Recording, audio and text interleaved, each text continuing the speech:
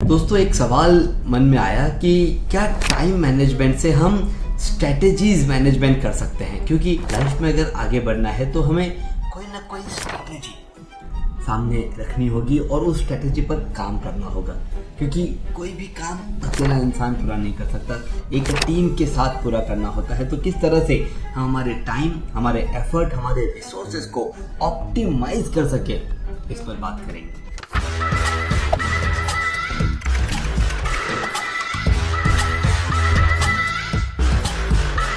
Hello दोस्तों, मैं आपका टाइम मैनेजमेंट लाइफ कोच अखिल बाहेती। दोस्तों, जब भी हम किसी भी प्रोजेक्ट की शुरुआत करते हैं, कोई भी नया काम शुरू करते हैं, हम हमेशा सोचते हैं कि उसमें सक्सेसफुल हो जाए। अब वो सक्सेसफुल होने के लिए जो हम प्लानिंग करते हैं उसी को स्ट्रेटेजी कहा जा सकता है। अब हर एक इंसान के सोचने का नज़रिया, देखने का नज़रिया और समझने का नज़रिया अलग अलग है। तो एक स्ट्रेटेजिक मैनेजमेंट क्या क्या इन्वॉल्व करता है? तो सबसे पहले प्लानिंग के बाद एग्जीक्यूशन, आप किस तरह से उसे एग्जीक्यूट करते हैं, and evaluation of our actions, क्योंकि आप अगर सिर्फ एग्जीक्यूट करते जाएंगे और आपके एक्शंस को इवैल्यूएट नहीं करेंगे तो आप नहीं समझ पाएंगे कि हम कहाँ पर गलत हो रहे हैं। तो जब भी आप अपने शेड्यूल के बारे में सोचते हैं तो वो इतना बिजी भी नहीं होना चाहिए कि आप आपके एक्शन को इवैल्यूएट ना कर सकें, और इतना फ्री भी नहीं होना चाहिए कि आप हमेशा सिर्फ प्लानिंग करते रहें। इन दोनों के मर्ज, इन दोनों को मिक्स एंड मैच करके आपको आपके शेड्यूल को बनाना होगा। जब भी आप कोई स्ट्रेटेजिक प्लानिंग करते हैं, आप छोटा सा रिस्क लेते हैं, क्योंकि आप किसी से सुन करके, किसी से जान करके, कोई नॉलेज ले करके या कोई एक अपॉर्चुनिटी सामने रख करके स्टेप्स लेना शुरू कर देते हैं। तो वो जो रिस्क है, उस रिस्क के साथ आप अपने आप को मर्ज कर देते हैं। मैंने हाल ही में पैराग्लाइडिंग सीखा। दोस्तों, पैराग्लाइडिंग एक ऐसा खेल है, मैं इसे खेल कहूँगा क्योंकि वो एक गेम है जिसमें हम सीखते हैं, जिसमें अगर आप उस ग्लाइडर के साथ फाइट कर रहे हो, आप उस ग्लाइडर को अपना पार्ट नहीं बना रहे हो, तो आप कभी उसे सीख नहीं पाएंगे। आपको उस ग्लाइडर के साथ दोस्ती करनी होगी। वो ग्लाइडर जो आपको थामे रखा है, आप उसे जब कंट्रोल करते हो, लेकिन उसके पहले उसे दोस्त बनाना होगा, उसको बताना होगा कि भाई हम एक दूसरे के लिए बने हुए हैं, और तब जा करके वो ग्लाइडर आपके साथ आपके उस अचीवमेंट को पूरा करने में मदद करता है। मैं एक बेसिक कोर्स के दौरान सिर्फ 1.5 से 2 मिनट हवा में रहा था ग्लाइडर के जरिए। आप सोचिए, जो 2 घंटे, 4 घंटे, 8 घंटे हवा में रहते हैं, वो कितना कुछ महसूस करते होंगे। इसी तरह से जो भी हमारी स्ट्रेंथ है, जो भी हमारी वीकनेसेस हैं, उन सभी को इकट्ठा करके हमें हमारी स्ट्रेटेजीज को प्लान करना होगा। ऐसा नहीं होगा कि आप सिर्फ एक डायरेक्शन में सोचते जाएं, पॉजिटिव साइड सोचते जाएं, और जो आप सोच रहे हैं वो सब कुछ सही होगा।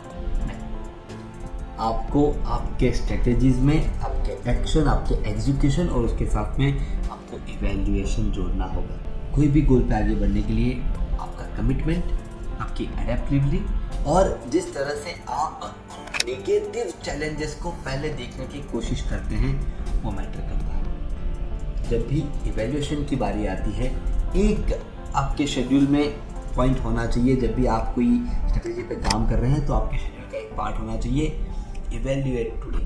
आप उस पूरे हफ्ते में, उन 6 दिनों में, उन 5 दिनों में आपने जो कोई भी काम किए थे, उनको इवैल्यूएट कीजिए कि कितने काम हमारे गोल की तरफ आगे बढ़े, कितनों में सक्सेस मिला और कितनों में सक्सेस ना मिलने से हमने क्या लर्निंग ली, और उस लर्निंग को कन्वर्ट करना अपने फ्यूचर के लिए बहुत जरूरी है। सबसे पहले प्रायोरिटी सेटिंग।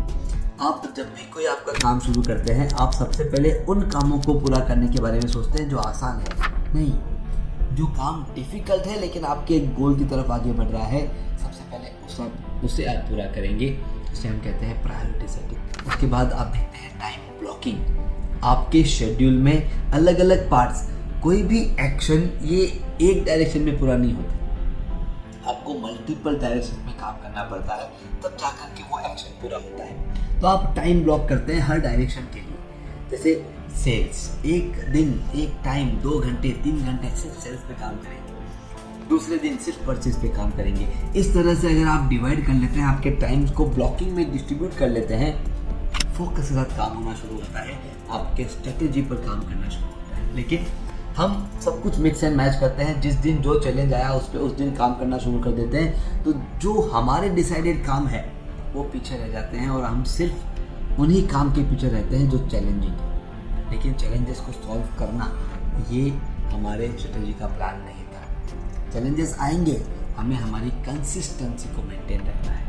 और उसके बाद सबसे इम्पोर्टेंट अडेप्टेबिलिटी।